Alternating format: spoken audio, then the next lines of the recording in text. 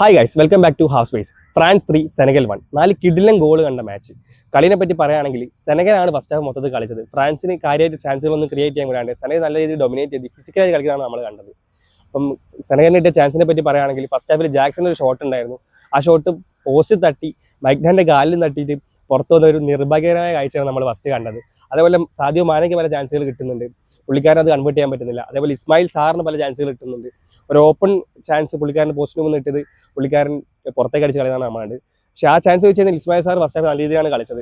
അങ്ങനെ ഫ്രാൻസിന് ഒന്നും ചെയ്യാൻ പറ്റാത്തൊരു മാച്ചാണ് നമ്മൾ കണ്ടത്. ഫ്രാൻസിന്റെ എക്സ്ജിനെ പറ്റി പറയുകയാണെങ്കിൽ 0.02 മാത്രമാണ് ഫ്രാൻസിന് എക്സ്ജി ഉണ്ടായിരുന്നത് ഫസ്റ്റ് ഹാഫിൽ.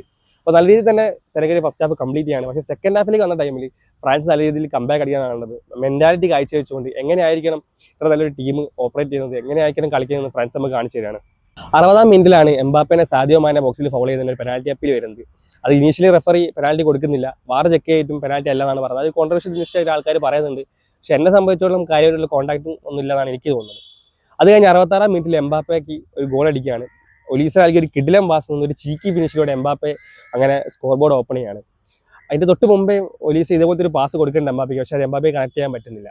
ഫസ്റ്റ് ഗോൾ അടിച്ച് കഴിഞ്ഞിട്ടും ഫ്രാൻസ് നല്ല രീതിയിൽ തന്നെ അറ്റാക്ക് ചെയ്യുകയാണ്. അങ്ങനെ റാബിയോ നൽകിയ ഒരു കിടിലം പാസ് നിന്ന് സബ്സ്റ്റിറ്റ്യൂട്ടായി വന്ന ബാർക്കോള സ്കോർ ചെയ്യാണ്.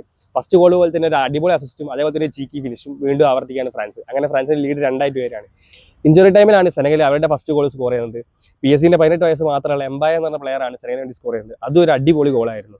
അത് കഴിഞ്ഞ് കണ്ണ് ചിമ്മി തുറക്കുന്നതിന് മുമ്പ് തന്നെ എംബാപ്പെ ഫ്രാൻസിന് വേണ്ടി സ്കോർ ചെയ്യാണ്. ഒരു അടിപൊളി ഫിനിഷിലൂടെയാണ് എംബാപ്പെ ആ ഗോൾ സ്കോർ ചെയ്യുന്നത്. അതോടുകൂടി വേൾഡ് കപ്പ് ഹിസ്റ്ററിൽ 3rd മോസ്റ്റ് ഗോൾ സ്കോറർ എന്ന റെക്കോർഡും എംബാപ്പയ്ക്ക് പേര് സ്വന്തമാകുകയാണ്.